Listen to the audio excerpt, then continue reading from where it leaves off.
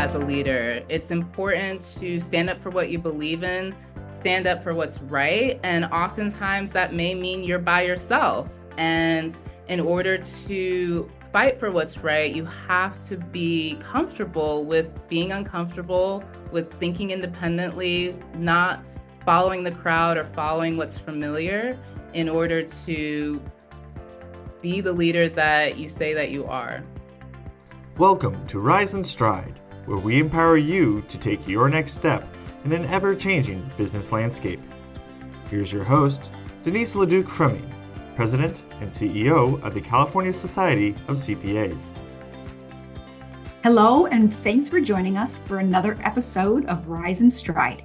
With me today is Denitha Doe, an entrepreneur, speaker, award-winning TV host, and founder of Money and Mimosas. Yes, Money and Mimosas, a financial education company that has helped small businesses worldwide raise over $160 million in capital since 2014. Denitha was the original financial expert and TV host for Going From Broke, a TV series produced by actor Ashton Kutcher, and has helped millennials from diverse backgrounds reach their money goals. Her work has garnered Denitha various awards, including being named in 2023 as one of the top 5 Black personal financial experts to follow by Yahoo Finance, one of the top 100 most influential financial experts in 2022 and 2023, honored in 2018 by the Office of U.S. Congresswoman Barbara Lee for her contributions to the legacy of the Caribbean American, and named a millennial thought leader to watch in 2017 by the Hong Kong Institute of CPAs. Denitha, I am so excited to talk to you today. Such impressive work, and the Money and Mimosas, as you said before we even started, it's your 10th anniversary. This is going to be an exciting, engaging podcast. So thank you. Thank you, Denise, for having me. I'm so excited for our conversation. I am too. I'm going to learn a lot. So I have my pen here ready, and I'm ready to take my iPad, actually, ready to take notes and get some tips from you. So really excited. I have to ask you just how you started in the financial world. I mean, a lot of times people think, oh, it's not a sexy place, or accounting's not sexy. But how did you start out? What drew you to this world? I was drawn to the financial world because I knew at an early age that I loved luxury. And I knew that I needed to understand how to make money work for me so that I could curate a luxurious life. And that's really what drew me to the financial world. In high school, I took my first entrepreneurship class. In that class, we learned how to read financial statements, how to write a business plan. And I had so much fun in that class. We had to come up with a business idea, write a business plan, and then present it to bankers for a loan. And in hindsight, I realized that I loved that class because it was the first time that I understood firsthand that if I combined my creativity, my passion with an understanding of accounting, the world was mine. I could do whatever I wanted. From there, I went on to undergrad. I studied economics. I followed in my parents' footsteps. They studied economics and accounting. And after I graduated high school, I started a business. I started a clothing business, a design company for professional dancers and cheerleaders. I was a former NFL cheerleader. And it was a brilliant idea until I ran out of cash. And that's when I realized, oh, the things that I was learning in school related to cash flow management and accounting, I got it from a textbook perspective, but it's much different in real life. And that's when I realized that, oh, I have a passion for understanding accounting, financial education. And I want to share this with other folks who are just as creative as I am, but may not have the same background in accounting and economics. That's a great story. I mean, we say all the time the financial literacy piece, financial acumen is so important, right, to all entrepreneurs, anyone who starts out, because sometimes there's a gap there, right? Because there's so much to understand, and you can be going down the road and think you're doing everything that's right, and then you have a little glitch. But you just kept on going, it sounds like, and any obstacle that you encountered, you just leapt right over it. So kudos to you. it's an inspirational. It really is to hear your story. Oh, thank you. And I think most entrepreneurs come across those roadblocks, and in the moment, it doesn't feel like you're leaping over it. It certainly took time for me to grieve the fact that my first business was a failure. I learned a lot from that business, but it didn't turn out the way that I wanted it to. And to your point, understanding cash flow management, there is a gap between understanding what that means on paper versus how that actually plays out in real life. I would say I was a mindful spender. I wasn't a business owner that wasn't aware of where my money was going. And yet, and still, because my company was seasonal, I didn't quite understand how to manage the finances with a very seasonal business. And that's something that I'm passionate about teaching other entrepreneurs. No, it's, when you're going through it, it seems like you'll never get to the other side. But as I've heard from so many entrepreneurs and successful people like you, leaders, you have to just keep going, right? And it happens to everybody. It happens because you learn when you go through these sort of experiences and you come out the other side. So kudos to you. So much that we can learn from you. So I liked your mindful spender though. That's one of my first tip from you. So when I think your name Money and Mimosas has to be the most creative name out there. We branded a lot of different things in our rebranding, but this one is a winner, Denise. It really is. So tell us, what was your aha moment? How you came up with that name? Just, I looked in your website. It's really cool. There's a lot there, a lot of good information. So, just give us a summary of everything, how you got from A kind of through Z here.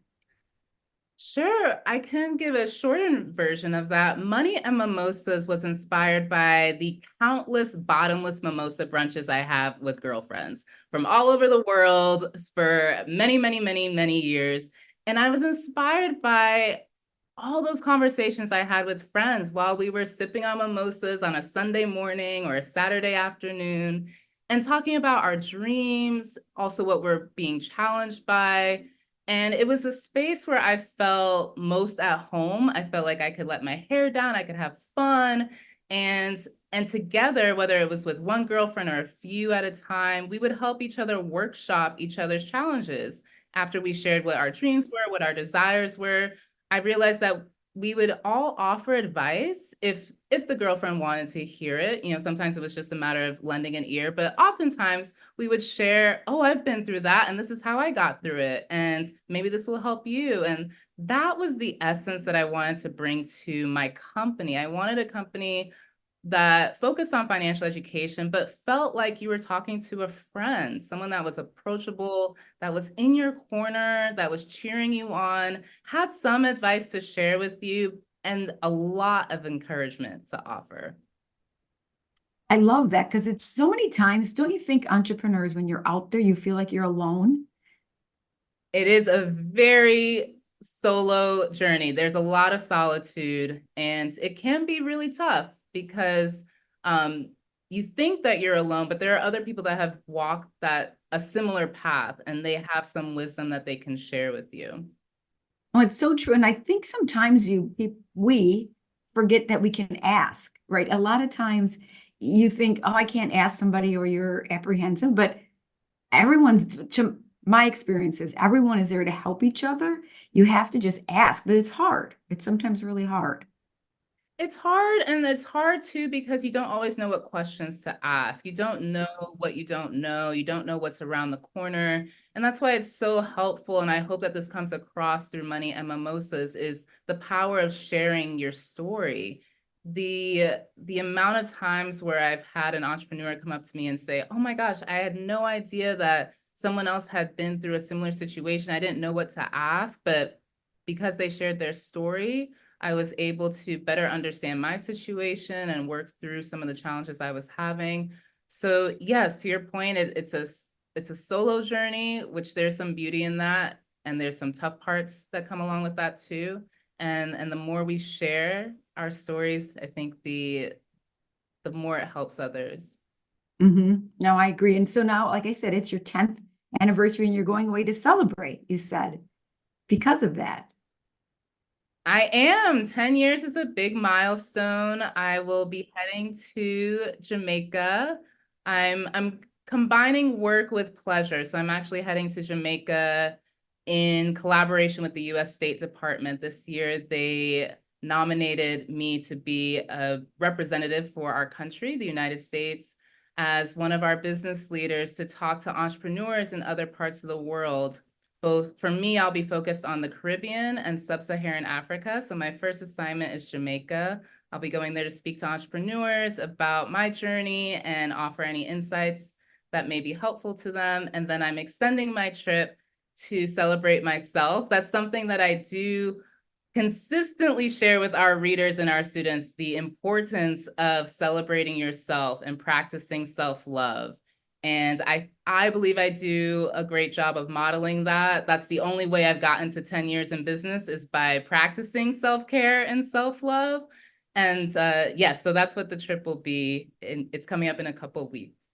Oh, that's exciting. Well, congratulations. Another award to add to those, multitude of awards. So that's great. Great news. And they're lucky to have you there. They're very lucky. And the self-care is important. I'm glad you said that because you can't give to others unless you have given to yourself. Absolutely, absolutely. Regeneration is just as important as production. And I believe that self-care, self-love regenerates us, rejuvenates us, refreshes us so that, yes, whether we need to produce in the business world or produce in our friendships by being there for other people, or produce for our families, it can only be done if we're taking care of ourselves first. Yeah, and that's hard. Sometimes that's hard. I think it's hard for women too, because you feel like you can keep on going, but at some point you have to take care of yourself, right? Yes. And I say do it first. Take care of yourself first. Well, I a lot of times say put on your oxygen mask first, right? You can't give to others unless you have something to give. So easier said than done. We know that, but it's important to remember always. So when you think about, the money mimosas and kind of the incubator, the startups that you've helped, businesses that you've helped get going and be successful, tell us a little bit about crowdfunding. And you talked to on your site about set realistic goals. I think that's really important that you have realistic goals. And, just about startup capital, what maybe some individuals just don't know and need to have a better understanding of. Sure, sure. Well, Money and Mimosas is a financial education company. As I mentioned, I started in 2014. We partner with business incubators, local city governments, and nonprofits to provide education to their communities. One of the pillars of education that we provide is how do you raise capital as a small business owner, particularly if you're a small business owner that has been overlooked by venture capital. Where are there alternative funding sources for you?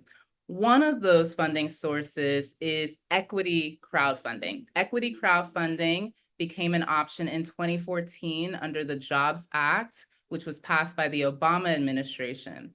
Under this act, retail investors, everyday folks, could invest in startups. Prior to 2014, you had to be an accredited investor. An accredited investor is someone who has a net worth north of $1 million, excluding their primary residence, and a yearly salary of $200,000. That's the rough parameters for being an accredited investor. So prior to 2014, only those folks, which is a very small percentage of folks in the United States, could invest in startups. And after 2014, the Obama administration made it possible for everyday folks to invest in startups. And that vehicle is called equity crowdfunding. This made it possible for folks to build wealth in a variety of ways through investing in startups. And it also opened up more opportunities for businesses to raise capital. Businesses that have been overlooked by venture capital could now source from their communities the capital that they need to fund their businesses. And I'm very passionate about that vehicle of funding for small business owners, especially business owners who know how to build community. There are so many businesses that are fantastic community builders, and now they can allow their community to be a part of the financial success of their company. That I didn't even realize kind of the accredited investor piece, how limiting that actually is for people to invest. And it creates wealth on both sides, right? It creates wealth because you are able to invest, and it creates wealth for those who are able to grow. Absolutely, absolutely. And there was a reason why it was limited. Investing in startups is risky. Any investment has risk, especially startups, because there's no guarantee that a startup will make it, and there's no guarantee that there will be a return on the investment. So there were reasons for those parameters to be in place. Namely, they only wanted folks to invest in startups that had the money to lose. Now, though, with equity crowdfunding, there are parameters to protect folks. At the same time, I think it's beautiful that they have opened up the opportunities for everyday people to invest in companies.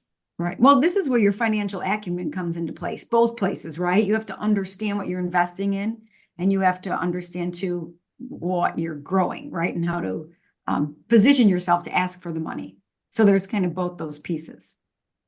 Yes, absolutely. Yes. So our financial education in that regard does helps business owners understand what are their needs. How do you assess your cash flow statement to determine how much do I actually need to raise in order to keep the business afloat?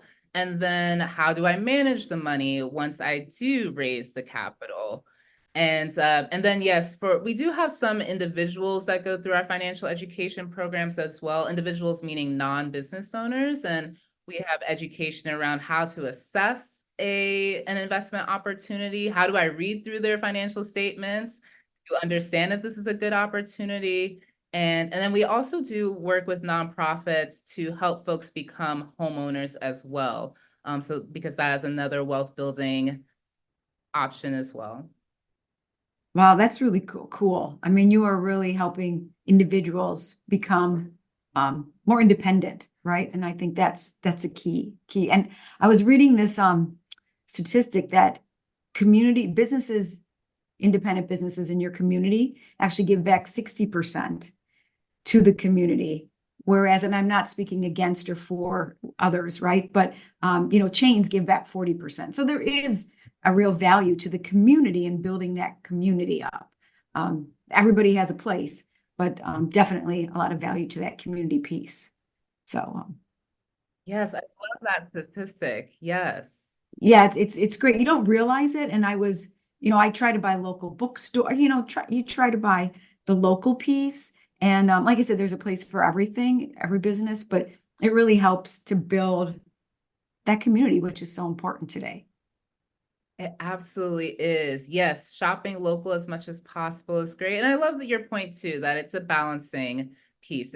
Every business has a place, whether it's the local business or the chain. The key is to create an environment where they could all thrive. Touche. That's another great tip. So I like that. All good ones here. So, question for you as you're going through all this and you're growing and you're experiencing a lot of this yourself. What is the biggest challenge that you, besides your first business, that you saw out there and that you see today where people have to just be aware of? Oh, that is a great question. I think I would say, to highlight what we were talking about earlier, the biggest surprise to me was the importance of practicing self-love. When you go out on your own as an entrepreneur, or if you are pursuing the career ladder in a traditional company, the importance of taking care of yourself cannot be understated. Practically what that means is, how are you tending to your mental health? How are you tending to your physical health? For me, how do I tend to my spiritual health, which generates every other aspect of my life? And making sure that that's a priority. First thing in the morning for me, that's a priority. And the last thing before I go to bed, that's a priority so that my next day starts off well. And that was a big surprise to me because I had done a lot of studying of other business leaders, and I didn't remember coming across that insight when I was studying some other folks' journeys. A lot of it was focused on production and getting up at 5 a.m. so that you could hit the computer immediately, rather than getting up at 5 a.m. so you could meditate first. So I think that was the biggest surprise to me as I've gone through this journey. Mm-hmm. Do you think there's more awareness since COVID on, mental health and just taking care of yourself? Do you feel that or see that out there? I like to think so. I'm a little discouraged by some of the statistics that I've been reading recently about the reversal of some folks' commitment to their self-care.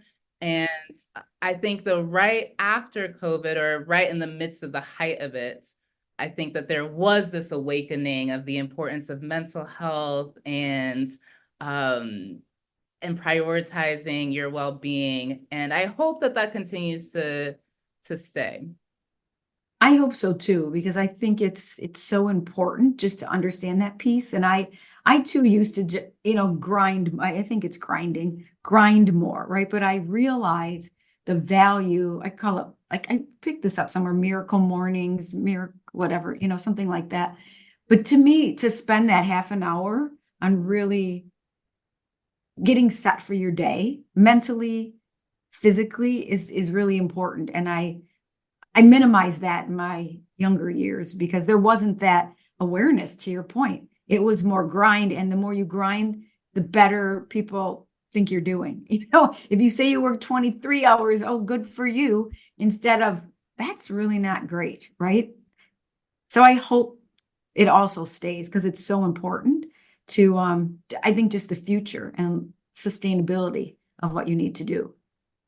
Absolutely, absolutely. Grinding used to be a badge of honor. I hope that folks don't see it as a badge of honor. And I think a concise nugget that someone can take away if they're listening to this is, where do you eat your lunch? Are you eating it in front of your desk? Are you actually stepping away? Are you going on maybe a walk? That is something that I think is an easy practice for someone to incorporate in order to just give themselves some time to take care of themselves. That's a good tip. Thank you, Denitha. That's great. So, you're talking about leading a lot, right? Because you have to lead, especially when you're an entrepreneur and you're helping other businesses succeed and thrive. What do you define like leadership as? We always ask every listener. It's interesting just to hear from them. But what are some characteristics, thoughts you have? Around leadership. My thoughts around leadership. Well, I had great role models. I have great role models for leaders, namely my parents. And my parents always said to myself and my siblings that their intention with us was to nurture independent thinkers. And that's what they did. They created an environment where myself and my siblings, felt safe to think for ourselves. And I believe that quality is necessary as a leader. It's important to stand up for what you believe in, stand up for what's right. And oftentimes that may mean you're by yourself. And in order to fight for what's right, you have to be comfortable with being uncomfortable, with thinking independently, not following the crowd or following what's familiar, in order to be the leader that you say that you are. Mm-hmm. It's interesting you say that because I can't remember the exact quote, but it's as a leader, be ready to be, misunderstood, misaligned. It's just, that's who you are, right? So you have to be independent and you have to feel comfortable with that. It's hard. It definitely is challenging. I think it's worth it, but that doesn't minimize that it is challenging. It is. I mean, good for you that you learned that at a young age, that your parents instilled that in you, because the independence is key, very key. So maybe let's shift just a bit to, well, I want to this one quote I read that I love that you said is, those who believe in magic will always find it. What did you mean by that? It's whimsical, yet it's thought-provoking as well. It's a thank you for saying that. It's one of my favorite quotes. It's a remix from another person's quote, an author who said that those who don't believe in magic will never find it. I love to look at things from more of the positive, optimistic lens. So I remixed it for myself and made it into what you just read. Those who believe in magic will always find it. And that's how I live my life. I do believe in magic. Literally, I believe in fairies. I also believe in serendipity and synchronicity and being in the right place at the right time. And luck is a combination of hard work meeting opportunity. I believe in all of that. And I also believe that a part of it is because I'm looking for it. And it starts with our thought patterns, our belief systems, and having that thought pattern that magic is everywhere helps me make certain decisions in my business that someone who wouldn't believe in magic may not have made, but may not have gotten to the place that I've gotten to in my company. No, I love that quote because it's just being open, right? And opening yourself. I believe in that serendipity too. If you open yourself enough and you talk to individuals and you're out in the world, I do believe too, connections and things just happen. Yes, absolutely. I mean, I can count on 20 hands how many times something has just happened. And it's been a combination of the work that I've put in, but also right time, right place that I could not have planned for. But because there was that element of magic that was present, it happened. Mm-hmm. Everybody should take that quote back with them because I think it's great. So, just on your upcoming projects, is there anything in particular that excites you, or you just look out there and you say there's a lot of opportunities here? Anything that comes to mind? Absolutely. There are so many projects that we're working on. One project that I'm particularly excited about is with a nonprofit in Oregon. They are an affordable housing developer. They build net zero homes, and they focus on helping families with moderate to low income become homeowners. So we've been working with them for over a year now to design curriculum to help folks become mortgage ready. And this curriculum I am super excited about because it is culturally sensitive, it's trauma informed, and it is somatic based, which means that we have designed a curriculum that gives folks the tactical financial steps they need to take in order to become mortgage ready, which means paying down debt, boosting your credit, looking at your debt to income ratio, and also recognizing that home ownership in the United States has had a history of racism and sexism, and there has been trauma related to that. And this curriculum does its best to address the holistic person's experience going through a process that they may have been historically denied. And that project will officially wrap up here in a couple of months. And I'm delighted to have been working with that company. We did a launch of it last year, and 90 families became homeowners. They went through that educational process. So 90 families with low to moderate income became homeowners, and our education was a part of their process. And I'm excited to help even more families through our curriculum. That's fantastic. It is. It excites me. I was in property. I worked with real estate managers, but a lot of different types of real estate. And this to me is, you're right. There was a lot of racism in the system, right? And inequity. I would say inequities, right, in the system. And so I can't wait to see your curriculum. I hope you can share it with me. I would like to get it out to even more people because that is just fantastic to think of 90 people were able to just purchase a home and start their investments in a portfolio. So kudos to you, Denitha. That is such exciting news. Thank you. Thank you. And to emphasize, this has been a team effort. So our piece was the education, but as you know from real estate, it takes a whole village to build homes and to help a family become a homeowner. And so this was a collective effort. And I'm grateful that we found a developer that was progressive and open to this approach to education. And I'm delighted to see it hopefully reach more families. Mm-hmm. It's probably a number of developers that would, I don't know, that would be interested in that. I would think the ones that are looking for something different, right, and helping the communities, because there's such pride in that, in owning your own home. Yes, yes. That's great. That's great. I'll look forward to looking at the curriculum. That'll be exciting to see. So just as we're wrapping up here, because I could talk to you for a while, over a mimosa probably would be the Oh, let's best. do it. Yes. Yeah, we should do that at some time. I'll come over to Oregon. I love Oregon. I was hiking Crater Lake, and it's just beautiful. So beautiful there. So my last question is, what are your top 3 financial tips that you would, personnel or business, whatever it may be, that you would give listeners today?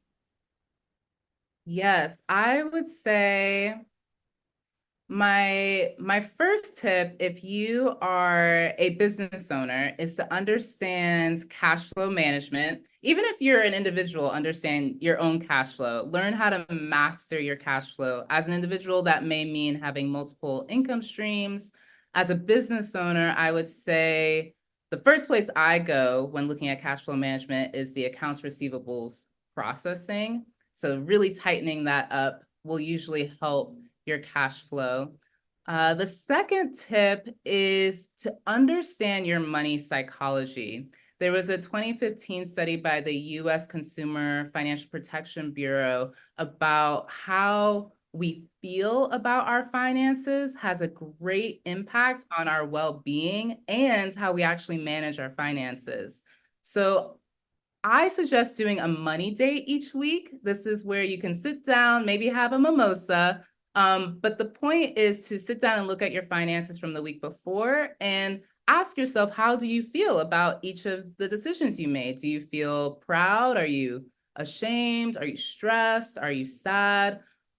This practice is especially helpful if you're in a romantic partnership where you're sharing finances. It's a great practice to share feelings with each other. And then I would say my third tip is to bet on yourself. So that means invest in your financial education or your career education. It could be taking an entrepreneurship class, learning accounting, learning about international tax, whatever it is for you.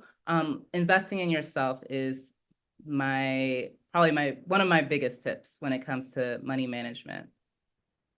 Those were fantastic. Those are worth $1 million, honestly, because I mean, our CPA is what we all love, cash management, because cash flow, like cash is king. That's what everybody always says. And I loved your money date because I don't think enough people talk about money. And that's why I was in the salon last week getting my hair done, and we were talking about financial literacy, and one of the hair colorist, she's like, you should really help salons. She goes, a lot of us are 1099. We don't understand money, and no one talks to us about it. So the money date and just being on the same page and understanding yourself, how you feel about your money, that is fantastic tip. Worth $1 million.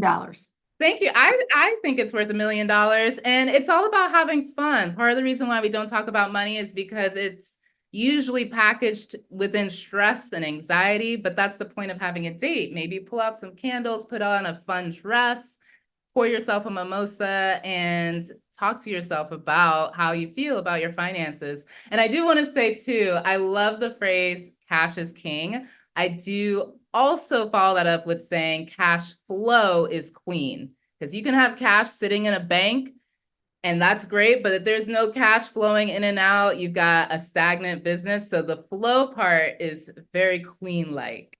Great tip. Another great tip. I love that. And investing in yourself. If everyone remembers those 3 things, you'll be successful. Absolutely. And has the passion you have, Benita. You have a lot of passion and enthusiasm. And no one can see you, but there's a lot of passion here. So I so enjoyed talking to you. If I get to Oregon or you get out here to California, let me know. We'll definitely connect. Let's connect. I'm in California a lot. I lived in the Bay Area for 10 years, so I'm there a few times a year. I'll definitely reach out. It'd be great to grab a mimosa and talk about CPA stuff. I love it. Talk about money. We got to talk about money. Absolutely. Yes. Well, thank you for your time today. Thank you for sharing your enthusiasm and all your insights that you did. It's been a fantastic conversation. Thank you for your lovely questions, Denise, and thank you for the opportunity. This was a lot of fun. Rise and Stride is produced by the California Society of Certified Public Accountants. To learn more, visit calcpa.org.